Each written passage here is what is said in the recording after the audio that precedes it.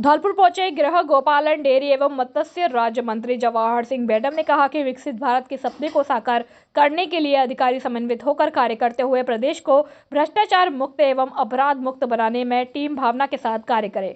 गृह राज्य मंत्री बेडम मंगलवार को कलेक्ट्रेट सभागार में विकसित भारत संकल्प यात्रा अभियान एवं विभागीय प्रगति की समीक्षा करते हुए उपस्थित अधिकारियों को संबोधित कर रहे थे। उन्होंने कहा कि प्रधानमंत्री की सोच को साकार करने के लिए विकसित भारत अभियान में सभी अधिकारी संकल्पित होकर कार्य करें। उन्होंने कानून व्यवस्था एवं विभिन्न विभागों की योजनाओं की समीक्षा करते हुए कहा कि भ्रष्टाचार मुक्त एवं अपराध मुक्त वातावरण बनाना सुनिश्चित करें। उन्होंने पुलिस विभाग को क्षेत्र में गश्त एवं वीट व्यवस्था को प्रभावी बनाकर अपराधियों के खिलाफ सूचना तंत्र मजबूत कर सख्त कार्यवाही करने के निर्देश दिए। समय पर मिले न्याय। विभागीय समस्याओं को लेकर आम नागरिक कार्यालय में आए और शिविर में समस्या का निराकरण कर उसे त्वरित न्याय प्रदान किया जाए। उन्होंने कहा कि आमजन को कल्याणकारी योजनाओं के लाभ और विकास कार्य में संसाधनों की कमी नहीं आने दी जाएगी। अधिकारी नई सोच व ऊर्जा के साथ कार्य करें। इस अवसर पर करौली धौलपुर सांसद डॉक्टर मनोज राजौरिया ने कहा कि शिविर में केंद्र सरकार की एवं राज्य सरकार की विभिन्न कल्याणकारी योजनाओं का मौके पर लाभ प्रदान कर योजनाओं का प्रचार प्रसार किया जाए। उन्होंने कहा कि ग्राम पंचायतों में आयोजित शिविर से पूर्व क्षेत्र के सभी गांवों में स्थानीय कार्मिकों के सहयोग से आमजन तक शिविर के उद्देश्य एवं योजनाओं की जानकारी पहुंचाई जाए। बाड़ी में दिव्य ज्योति जागृति संस्थान के संचालक एवं संस्थापक गुरुदेव सर्व आशुतोष महाराज की शिष्या कथा व्यास सुश्री पदम हस्ता भारती ने आज कथा के चौथे दिन भगवान श्री कृष्ण जी के जन्म महोत्सव का प्रसंग समस्त भक्तजनों के समक्ष रखते हुए कहा कि जब श्री कृष्ण का जन्म कारागार में हुआ तो श्री वासुदेव जी व मां देवकी जी की बेड़ियां अपने आप खुल गई और तब वह भी उन्हें गोकुल छोड़कर आए थे। और यह घटना हमारे समक्ष आध्यात्मिक रहस्यों को उजागर कर रही है। यह प्रभु हमें समझाना चाहते हैं कि आज प्रत्येक जीवात्मा अपने कर्मों के बंधनों में बंधी है, अच्छे व बुरे कर्मों की जंजीरों में बंधे हुए हैं और अनेक ही दुखों को प्राप्त करते हैं। जब प्रभु का प्रकटीकरण होता है तभी एक जीवात्मा अपने कर्मों के बंधनों से मुक्त हो पाती है। ठीक इसी प्रकार यह मानव देह भी प्रभु की प्राप्ति का एक माध्यम है। और आगे साध्वी जी ने कहा कि एक पूर्ण गुरु के द्वारा ही ईश्वर का प्रकटीकरण संभव हो पाता है। से आए रोहित वर्मा बाड़ी आया हुआ हूँ। यहाँ पर भागवत कथा का जो आयोजन हुआ है इसको लेकर पंडित बताएं क्या कहना है आपका, कहाँ से आए हो आप, हमें थोड़ा पर्चा दें और ये कितने दिन से भागवत कथा चलेगी इसके बारे में। ये दिव्य ज्योति जागृत संस्थान के जो संस्थापक हैं सबसे आशुतोष जी महाराज जी, उनकी कृपा से बाड़ी क्षेत्र में 8 जनवरी से 14 जनवरी तक श्रीमद् भागवत ज्ञान यज्ञ का आयोजन किया जा रहा है। और इस कथा का मुख्य उद्देश्य है कि मनुष्य जो है वो जो जीवन का उद्देश्य है वो परम सत्य परमात्मा को जान लेना है और उसको दिव्य दृष्टि से देखा जाता है। श्रीमद् भगवद गीता में भगवान कृष्ण स्पष्ट करते हैं कि न तू माम सत्यम दृष्टो में नम सचक्षा, अर्जुन मुझे इन नेत्रों से नहीं, मुझे दिव्य दृष्टि से देखा जाता है। और एक जो पूर्ण गुरु होते हैं वो ये दिव्य दृष्टि देते हैं और उस सत्ता का दर्शन कराते हैं। जैसे हमारे शास्त्रों में पूर्ण गुरु की कसौटी है, अखंड मंडलाकारम व्याप्तमेन चराचरम तत्पदम दर्शितम मेन तस्मै श्री गुरुवे नमः। चर अचर में व्याप्त जो कण कण में व्याप्त शक्ति है, व्यक्ति के अंदर भी जो शक्ति व्याप्त है उसका दर्शन करा दे। संस्कृत में कहते हैं तस्मै, केवल उसी गुरु को प्रणाम है, बाकी सभी का सम्मान करना है। तो ये कथा का मुख्य उद्देश्य यही है कि जो मनुष्य का जीवन का मुख्य उद्देश्य परम शक्ति को जान करके जीवन को सफल करना है, तो पूर्ण गुरु उसके जीवन को सफल करते हैं। तो इसी मुख्य उद्देश्य के पूर्ति के लिए इस कथा का आयोजन इस बाड़ी क्षेत्र में किया जा रहा है। ये भागवत कथा कितने दिन से बैठी? हाँ, ये 8 जनवरी से बैठी हुई है। आज इस कथा का चौथा दिन था जिसमें भगवान श्री कृष्ण के जन्मोत्सव का उत्सव बड़े धूमधाम से मनाया गया। और कृष्ण भगवान के जन्मोत्सव का मतलब ही यही था कि जैसे कृष्ण भगवान के माता पिता बेड़ियों में जकड़े हुए थे, ऐसा संसार अपने कर्मों के बंधनों से जकड़ा हुआ है। और जब उसके हृदय में पूर्ण गुरु से ईश्वर का प्रकटीकरण हो जाता है तो जैसे वसुदेव देवकी के हथकड़ी खुल गए, बंधन कट गए, ऐसे इस व्यक्ति के पापों के बंधन कट जाते हैं। गीता में स्पष्ट कहते हैं, सर्वधर्मान् परित्यज्य मामेकं शरणं व्रज अहम त्वं सर्व पापेभ्यो मोक्षयिष्यामि मा शुचि। कि अर्जुन तू मेरी शरण में आ जा, मैं तुम्हें सारे पापों से मुक्त कर दूंगा। तो गुरु उस परमात्मा का दर्शन करा के मनुष्य के पाप कर्म जो कभी कटते नहीं किसी दूसरे उपाय से, वो गुरु उसको ज्ञान अग्नि से काट देता है। गीता में कहा था, ज्ञान अग्नि सर्व कर्माणि भस्मसात् कुर्वते श्रेयान द्रव्यमयम् यज्ञ ज्ञान यज्ञ परम तप। द्रव्यमय की अपेक्षा जो ज्ञान यज्ञ परम तप है और श्रेष्ठ है, तो इस कथा में उसी ज्ञान यज्ञ को दिया जाता है जो राजा परीक्षित को सुखदेव मुनि ने दिया था, और उसकी मृत्यु जो श्राप था वो वरदान में बदल गया। ऐसे मनुष्य जो मृत्यु की लोक की ओर जा रहा है, वो उसके सारे बंधन कट के वो देवलोक की ओर, परमात्मा की ओर उसको मुड़ जाता है। इसलिए कथा दिव्य है, अद्वितीय है, अलौकिक है, श्रेष्ठ है और मानव का कल्याण करने वाली। इसलिए सभी को इस कथा का लाभ लेना चाहिए। क्या नाम है पंडित जी आपका? मेरा सुभाष चंद्र त्रिपाठी। ठीक है। जिले की वाड़ी शहर की पंचायत समिति के वीडियो कॉन्फ्रेंस रूम में आज मासिक जन सुनवाई बैठक का आयोजन एसडीएम यशवंत मीणा की अध्यक्षता में किया गया। इस बैठक में कड़ाके की ठंड के बावजूद भी शहर के नागरिक पहुंचे और समस्याओं के समाधान की अपील की। इस दौरान नगरपालिका, विद्युत विभाग, सार्वजनिक निर्माण विभाग सहित कई विभागों से जुड़ी समस्याएं सामने आई। शहर के मलिकपाड़ा मोहल्ले निवासी वरिष्ठ नागरिक भीकम चंद्र गोयल और कांग्रेस सेवा दल से जुड़े योगेश कुमार अग्रवाल ने बताया कि उनके घर के ठीक सामने कच्चा शौचालय बना हुआ है, जिसमें संबंधित लोग शौच करके जाते हैं, जिसका मलबा सड़क पर और नालियों में फैलता है, जिसको लेकर वे पूर्व में नगरपालिका में शिकायत कर चुके हैं, लेकिन समस्या का अभी तक कोई समाधान नहीं हुआ। अब उन्होंने एसडीएम सहित अन्य अधिकारियों से समस्या के समाधान की मांग की है, जबकि पूर्व में वाड़ी शहर को स्वच्छ भारत अभियान के तहत ओडीएफ किया जा चुका है। सेवा दल के पदाधिकारी योगेश कुमार अग्रवाल का आरोप है कि शहर के वार्ड 33, 34 और 38 में काफी कच्चे शौचालय अभी भी बने हुए हैं, जिनका नागरिक उपयोग कर रहे हैं।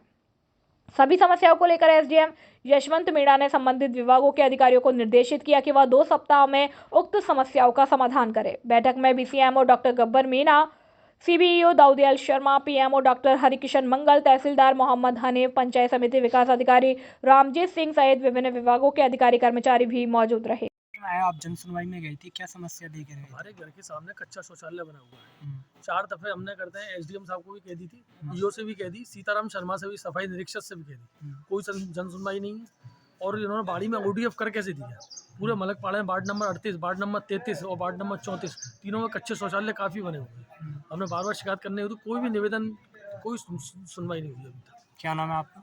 मेरा नाम योगेश कुमार अग्रवाल है, ब्लॉक सेवा दल कांग्रेस अध्यक्ष रहा हूँ मैं पूर्व में। और जो मेरे करते हैं प्रार्थी है, जो हमारे अंकल जी हैं, बगल में रहते हैं पड़ोस में, भीकम चंद गोयल नाम है इनका। इनके घर के जस्ट सामने रहा हुआ है। इनकी शिकायत भीकम जी ने। बेगम जी बताएं, आपने अभी जन सुनवाई में समस्या उठाई है। हाँ। क्या समस्या उठाई थी आपने? मेरे घर के जस्ट सामने, मेरी दुकान और घर के सामने एक कच्चा लेटरिन 15 दिन से चालू कर दिया है। उसमें करीब 11 सदस्य हैं, उसी में लेटरिन जाते हैं और ऊपर से पानी डालते हैं। वो पूरा मलबा बह करके रोड पे आ रहा है। सारे निकलने वाले परेशान हैं और हमारा तो गेट बंद है बिल्कुल सर, हम निकल नहीं सकते, इतनी समस्या है। क्या नाम है आपका? मेरा नाम भीकम चंद गोयल है। पिताजी का नाम? स्वर्गीय मिस्त्री लाल, कहाँ के निवासी हो आप? बाड़ी की।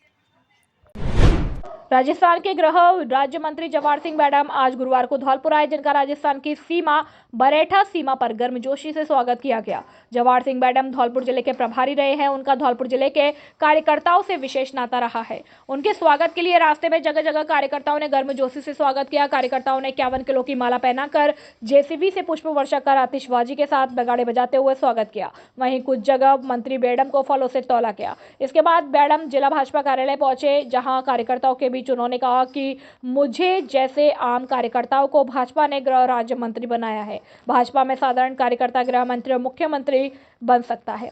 उन्होंने कहा कि घर घर दीप जलाने के लिए 22 जनवरी को दीपावली मनानी है।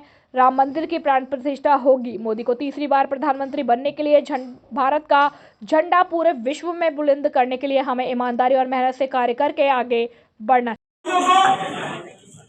मैं आपकी तरफ से हमारे मंत्री जी को यह विश्वास दिलाना चाहता हूं कि लोकसभा चुनाव के अंदर हमारे जितने भी कार्यकर्ता यहाँ पर आए हैं, सारे के सारे कार्यकर्ता पूरी ताकत लगाएंगे और लोकसभा की धौलपुर करौली सीट को जिताकर जो कमी रह गई है उस कमी की पूर्ति करके राजस्थान से 25 की 25 सीटें जितवाकर तीसरी बार भारत के प्रधानमंत्री के रूप में नरेंद्र मोदी जी को विजय प्राप्त करने का काम करेंगे। आज हमारे यहाँ पर आकर समय दिया है, लेकिन आपके कार्यक्रम बहुत व्यस्त है।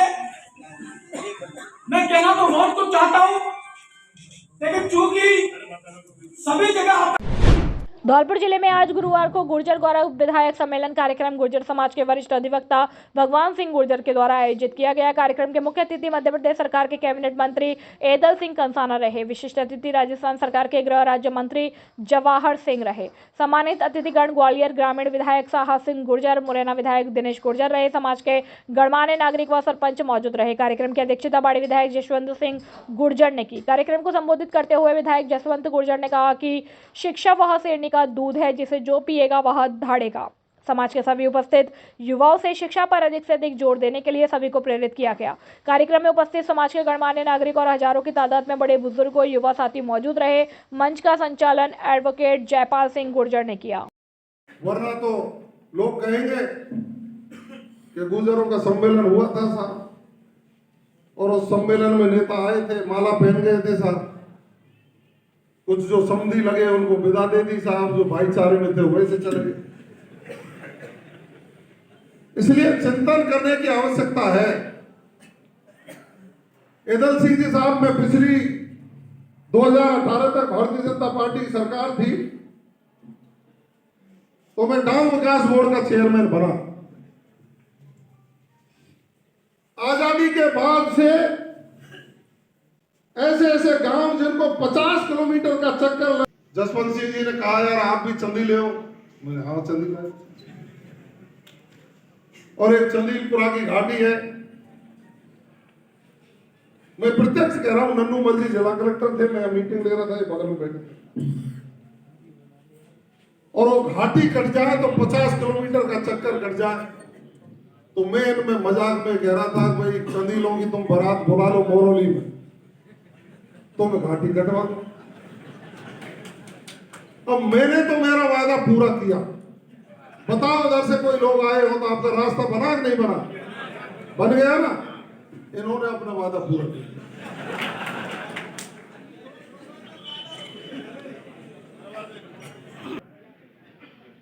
कई गांवों में विकास कराने के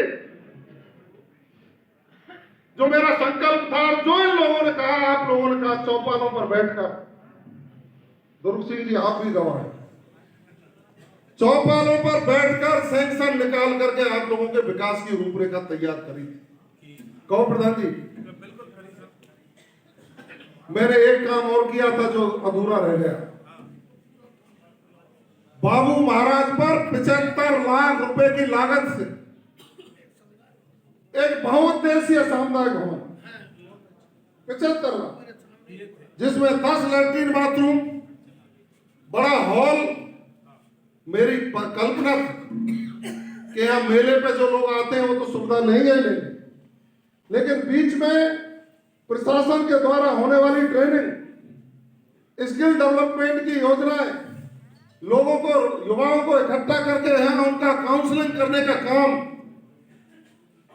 लेकिन मैंने सैंक्शन किया, प्रशासनिक स्वीकृति निकल गई। हमें उस समय उम्मीद थी कि दूसरे दल की भले ही सरकार बनी हो, लेकिन उस दूसरे दल की सरकार में जिस व्यक्ति पर उसी विभाग की जिम्मेदारी थी, कायम तो वैसे ही है, और जो तुमको गुमराह करते उनके रात को जयकारे लगाते हो। इनको मैंने कहा था कि जवाहर सिंह बेड़म ने एक शुरुआत की, और वो थोड़ी सी टेक्निकल कारणों से एक आचार संहिता लग गई थी एदल सिंह जी साहब, लेकिन उसी विभाग का मंत्री जिसके तुम सोते देखते जयकारे लगाते हो, वो प्रदेश में बैठे। आप 75 लाख रुपया सैंक्शन करा सकते हो, 5 आदमी जाओ। लेकिन ना तो कोई गया और ना उन्होंने सोचा। कोई छोड़ो, ये चीजें ऐसी नहीं, विवाद की नहीं है। मैं इसलिए कह रहा हूं कि हमको जागृत रहना चाहिए। अब 5 साल बाद फिर मौका आया है। एमपी साहब, आपकी और जलाध्यक्ष जी की दोनों की जिम्मेदारी है। जसवंत सिंह जी वहां के विधायक, बाबू महाराज के जमीन अलॉटमेंट की फाइल तो कलेक्टर साहब के यहाँ पड़ी, आज मीटिंग लेंगे तो हम उनसे चर्चा करेंगे। लेकिन वो 75 लाख रुपया उस विभाग से मंजूर हो, इसके लिए आप भी लड़ाई लड़ेंगे, जवाहर बेडम भी लड़ेगा, तब जाकर के इस मीटिंग का सार्थक बनाएंगे। इसलिए आप सब लोग सामाजिक जीवन में, क्योंकि लोकतंत्र में हम सब लोग पढ़ लिख कर सरकार की उन योजनाओं का लाभ नहीं उठाएंगे जो अंतिम छोर पर बैठे व्यक्ति को मजबूत करने के लिए भारत और राजस्थान की सरकार ने बनाई, खड़ जाते हैं। इसलिए मुहिम चलाइए। गुजर महासभा ताकत तो है राजस्थान की आबादी में। राजस्थान के हमारे लोकप्रिय गृह राज्य मंत्री आदरणीय जवाहर सिंह जी, बाड़ी से हमारे लोकप्रिय विधायक, युवा एवं लोकप्रिय विधायक माननीय साहब सिंह जी, हमारे धौलपुर के पूर्व सांसद, वर्तमान सांसद और मंचासीन हमारे सभी आदरणीय बुजुर्गों, मेरे नौजवान साथी भाइयों, मासूम बच्चों, मैं इस कार्यक्रम के आयोजक और संयोजक को धन्यवाद देना चाहता हूं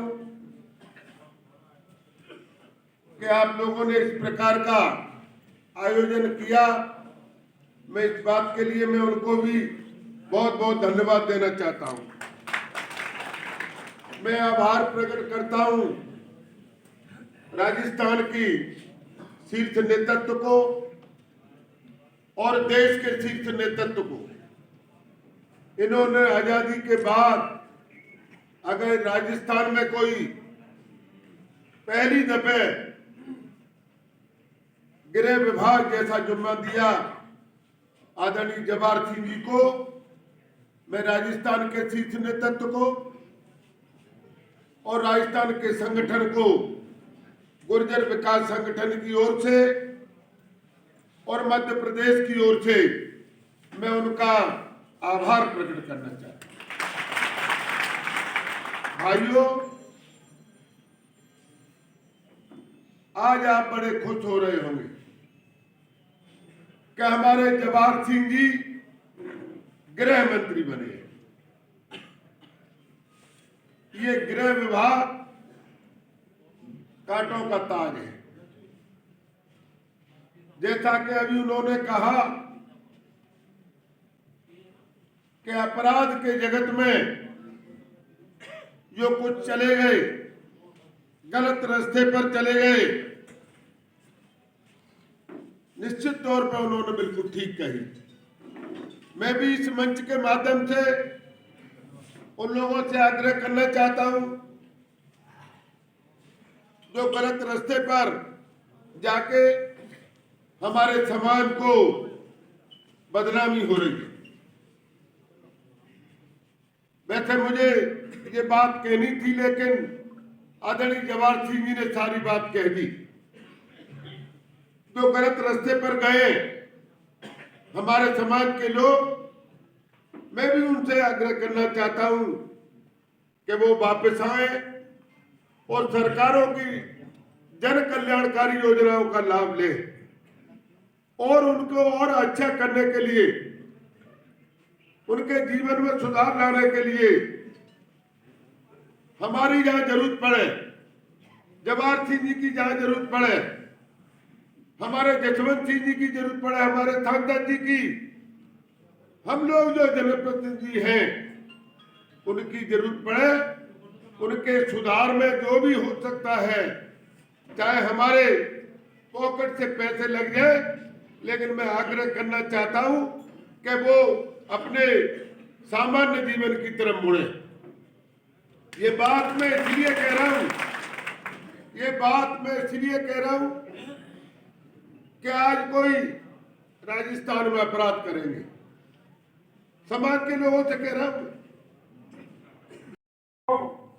धन्यवाद देना चाहूंगा जिनके मन में इस तरह के विचार आए कि क्यों नहीं समाज के लोगों के जो जीत के आए उनका स्वागत किया जाए। भाई भगवान सिंह जी एडवोकेट के मन में ये विचार आए, मैंने कहा इससे अच्छा काम क्या हो सकता है भाई, भगवान सिंह जी करना चाहिए आपको, हमारे लायक जो भी सहयोग करेंगे और इस बहाने लोगों को भी ऐसा लगेगा कि हमारे लोग जीते हैं और हिम्मत सी बनती है। अगर क्योंकि बिना राजनीति के हमारा जैसा समाज तो बड़ा दुखी रहता है। लोग कोई राजनीति में आना पसंद नहीं करता, लेकिन पावर इसमें इतनी है, उस पावर की वजह से प्रत्येक व्यक्ति राजनीति में आना चाहता है। एक समय था जब लोग जबरदस्ती खींच के लाते थे कि भाई चुनाव लड़ लो आप, 1952-57 की बात कर रहा हूं मैं, ऐसा सुनता हूं मैं। और लोग चुनाव लड़ना पसंद नहीं करते थे, क्योंकि चुनाव लड़ने का मतलब है कि ईमानदारी से मुझे जनता की सेवा करनी है। मूल उद्देश्य होता है राजनेता का कि अंतिम लाइन में खड़ा हुआ व्यक्ति और उसकी मैं कैसे मदद करूं, दलित की, मजदूर की, गरीब के साथ अन्याय हो रहा हो उसको न्याय कैसे दिलवाऊं। क्यों कभी किसी वक्ता ने कहा था कि हम सदन के अंदर, हाँ इतनी कही थी वकील साहब ने, भगवान सिंह जी के बेटे ने, कि सदन के अंदर हमें शपथ खानी पड़ती है। और धर्म तो धर्म ही है भाई, कि हम न्याय करेंगे, अन्याय नहीं करेंगे, हर व्यक्ति की मदद करेंगे। जो पीड़ित है, अंतिम लाइन में खड़ा हुआ व्यक्ति है, वो कैसे हमारी बराबरी में आए, किसी के साथ अन्याय नहीं हो, ये हम कसम खाते हैं उसके अंदर, सदन के अंदर, विधानसभा के अंदर। अब कई निभा पाते हैं, कई नहीं निभा पाते, वो एक अलग बात है, लेकिन धर्म हमारा बनता है कि जनता ने हमें इतने प्रचंड बहुमत से जिता के भेजा है, बड़ी आशा और उम्मीद के साथ भेजा है। उस आशा पर हम खरे उतरे, लगे ऐसे कि हमने जो निर्णय लिया है, हमने जिस विश्वास के साथ वोट दिया है, उस विश्वास का पालन होना चाहिए। ये हमारी नैतिक जिम्मेदारी है एक नेता की। और जीतने के बाद आप देख चुके हैं क्या तरीका होता है नेताओं का, विशेषकर पार्टी का। जबकि मतदाता से बड़ा नेता नहीं है, वो मतदाता दान दे रहा है और हम झोरी फैला रहे, पैर छी रहे, भैया वोट दियो। तो नेता तो भिखारी है भाई, भिखारी के अलावा क्या क्या कहो, तो मुझे बताइए आप। दाता तो आप हो, हम यूं करते हैं तो आप यूं करते हो, दे भैया वोट देंगे, और फिर हम आंख बदलें, तो ऐसे ईश्वर भी देखता है। और दिखा दिया ईश्वर ने कि अन्याय किसे कहते हैं, तुम्हारे सामने आ गई। धौलपुर जिले की सोने की गुर्जर थाना पुलिस ने बदमाश सुरेंद्र गुर्जर को मुखबिर की सूचना पर गिरफ्तार कर लिया। बदमाश सुरेंद्र गुर्जर ने अभी 4 जनवरी को पतेडांग थाना पुलिस द्वारा रोके जाने पर फायरिंग की थी। साथियों के साथ भागने में कामयाब हुआ। करीब 1 दर्जन मामले में वांछित बदमाश पर एएसपी धौलपुर द्वारा 10,000 रुपए का इनाम घोषित था। बदमाश सुरेंद्र गुर्जर से सोने का गुर्जर थाना पुलिस पूछताछ कर रही है। सोने का गुर्जर थाना प्रभारी शैलेंद्र सिंह ने बताया कि बदमाश सुरेंद्र गुर्जर ने 4 जनवरी को डांग क्षेत्र में भगतपुरा के पास मोहनुजू मंदिर पर बसेडांग थाना पुलिस द्वारा रोके जाने पर फायरिंग की थी और अंधेरे का फायदा उठाकर जंगल में भाग गया था। आरोपी बदमाश सुरेंद्र गुर्जर पुत्र सोनेराम गुर्जर उम्र 32 साल डांग के जरकपुर गांगोली का निवासी है, जिस पर एसपी धौलपुर द्वारा 10,000 रुपए का इनाम घोषित है। बदमाश को मुखबिर की सूचना पर धौलपुर शहर के बाड़ी रोड स्थित जोरवाली माता मंदिर के पास से गिरफ्तार कर लिया गया है। धौलपुर में धूम्रपान प्रतिषेध अधिनियम के तहत जिला अस्पताल प्रबंधन के साथ कोतवाली पुलिस ने कार्रवाई करते हुए तंबाकू युक्त प्रोडक्ट को जब्त किया। अस्पताल के बाहर लगी अस्थायी दुकानों से तंबाकू प्रोडक्ट को जब्त करने के साथ उन्हें आगे के हवाले नष्ट कर दिया गया। कार्रवाई को लेकर प्रमुख चिकित्सा अधिकारी डॉक्टर समरवीर सिंह सिकरवार ने बताया कि जिला अस्पताल के बाहर अस्थायी दुकानों पर तंबाकू प्रोडक्ट के बेचे जाने की शिकायत मिल रही थी, जिस शिकायत का भौतिक सत्यापन करने के बाद कोतवाली थाने से अस्पताल चौकी प्रभारी को बुलाया गया। प्रमुख चिकित्सा अधिकारी ने बताया कि आज गुरुवार को अस्पताल के बाहर लगी सभी स्थायी दुकानों की चेकिंग कराई जा रही है। अस्पताल चौकी प्रभारी प्रेम सिंह के साथ दुकानों से तंबाकू युक्त प्रोडक्ट निकालकर उन्हें जब्त किया गया। पीएमओ ने बताया कि तंबाकू युक्त प्रोडक्ट जिसमें बीड़ी, सिगरेट, गुटखा शामिल है, उन्हें जब्त करने के बाद आग लगाकर नष्ट कराया गया। तंबाकू युक्त प्रोडक्ट को नष्ट करने के साथ ही प्रमुख चिकित्सा अधिकारी ने अस्पताल के बाहर लगी सभी दुकानों के संचालकों को भविष्य में तंबाकू युक्त प्रोडक्ट न बेचने के निर्देश दिए। उन्होंने बताया कि आगे भी धूम्रपान प्रतिषेध अधिनियम के तहत कार्यवाही की जाएगी। चिकित्सालय धौलपुर में आज नेशनल टोबैको प्रिवेंशन एक्ट के तहत कार्रवाई की गई है। जिला चिकित्सालय धौलपुर के परिसर में जो बाहर रोड पे जो भी दुकानदार जो गुटखा का बेचते हैं उनको पाबंद किया गया है। उनके सारे गुटकों की आज होली दिलाई गई है और सभी को हिदायत दी गई है कि भविष्य में उनसे संकल्प पत्र बनाए गए हैं कि भविष्य में इस प्रकार के चीज़ों का जिला चिकित्सालय धौलपुर के 100 मीटर की परिधि में इनको नहीं बेचेंगे, जिससे कि आम जनता को इनकी जागरूक रहेंगे, आम जनता को इसको सेवन नहीं करें। इसके तहत हमें कार्रवाई की गई। धौलपुर जिले में कड़ाके की ठंड का असर जारी है। पथरीले इलाके में पड़ रही कड़ाके की ठंड और शीतलहर के चलते आज गुरुवार को घना कोहरा होने के कारण NH 44 पर 8 वाहन आपस में भीड़ जाने से एक ड्राइवर गंभीर रूप से घायल हो गया, जबकि आधा दर्जन ड्राइवर मामूली चोटिल हो गए। कोहरे के कारण वाहनों की धीमी रफ्तार होने के कारण ज्यादा कोई हताहत नहीं हुआ। NH 44 पर वाहनों के आपस में भिड़ जाने की सूचना मिलते ही पुलिस और हाईवे पेट्रोलिंग के कर्मचारी मौके पर पहुंचे, जहां से क्रेन की मदद से वाहनों को हाईवे से हटाया गया। पुलिस ने घायल 2 ड्राइवरों को जिला अस्पताल में भर्ती कराया। हाईवे पर वाहनों की आपस में हुई टक्कर से वाहनों को दूसरी तरफ से डाइवर्ट कर पुलिस ने निकाला। जिले में पड़ रही कड़ाके की ठंड को देखते हुए जिला कलेक्टर श्रीनिधि वीटी ने आदेश जारी सभी सरकारी और गैर सरकारी स्कूलों में कक्षा 1 से लेकर 8वीं तक के विद्यार्थियों के शीतकालीन अवकाश को 11 जनवरी से 13 जनवरी तक बढ़ा दिया गया। अवकाश के दौरान स्कूल के शिक्षक और स्टाफ यथावत काम करेंगे। जिले में लगातार पड़ रही कड़ाके की ठंड से आमजन के साथ पशु पक्षी व वन्य जीव भी बेहाल है। सबसे अधिक समस्या मवेशी के लिए खड़ी हो गई। गलन और सर्दी से पशुपालक मवेशी को बचाने के लिए कड़ी मशक्कत कर रहे हैं। रबी फसल की बात की जाए तो गेहूं की फसल के लिए सर्दी अभी लाभकारी मानी जा रही है, लेकिन आगे मौसम ऐसा ही रहा तो सरसों और आलू की फसल में नुकसान की संभावना है। मैं आगरा की तरफ से आ रहा था, धुंध के कारण ये मेरी गाड़ी में पीछे से टक्कर मारी और डिवाइडर तोड़ के रॉन्ग साइड होने के बाद दूसरी गाड़ी मेरी टूटी है। क्या नाम है तुम्हारा? मेरा नाम है मनोज शर्मा। क्या कौन सी गाड़ी चलाते हो? ये मेरी गाड़ी MT-0 से छुट्टी है 39। क्या हुआ? एक्सीडेंट होने के कारण पेट्रोलिंग गाड़ी ने हाईवे ने टोल प्लाजा हमने मदद की, सबका हाईवे क्लियर कराया। कितनी गाड़ियों की करीब एक्सीडेंट हुआ? हुआ है कम से कम 8-10 गाड़ियों का एक्सीडेंट हुआ है। ट्रेन और पेट्रोलिंग एम्बुलेंस हमारी। क्या नाम है तुम्हारा? हमारा मीनू शर्मा नाम है। सर क्या मामला है? आज सुबह 7:30 बजे करीब गाड़ियों के अंदर कोहरे के कारण से बैठी है। पुलिस पहुंची तो एक ट्रक चालक उसमें फंसा हुआ था, उसको भाई उसको निकाल करके उसको हॉस्पिटल ले गए और ट्रकों को साइड में करा के यातायात चालू किया। करीब कितनी गाड़ियाँ बढ़ी है सर आज? करीब 3-4 के आसपास 4 है। नगर परिषद उपचुनाव में बीजेपी प्रत्याशी विजयी। धौलपुर नगर परिषद के वार्ड नंबर 51 में संपन्न हुए उपचुनाव की आज गुरुवार को पंचायत समिति परिसर में हुई मतगणना में भाजपा प्रत्याशी कपिल अग्रवाल के निर्दलीय प्रत्याशी प्रमोद पचौरी को 373 मतों से हराया दिया, जबकि कांग्रेस प्रत्याशी तीसरे नंबर पर रहे। उप जिला निर्वाचन अधिकारी मनीष कुमार ने बताया कि वार्ड नंबर 51 के उप उपचुनावों में 2 मतदान केंद्रों पर बुधवार को मतदान कराया गया, जिसमें 1247 मतदाताओं में से 818 मतदाताओं ने अपने मत का प्रयोग किया। उपचुनाव में 3 प्रत्याशी मैदान में थे। मतदान के बाद आज गुरुवार को मतगणना कराई गई, जिसमें भाजपा प्रत्याशी कपिल अग्रवाल ने 373 मतों से जीत हासिल की।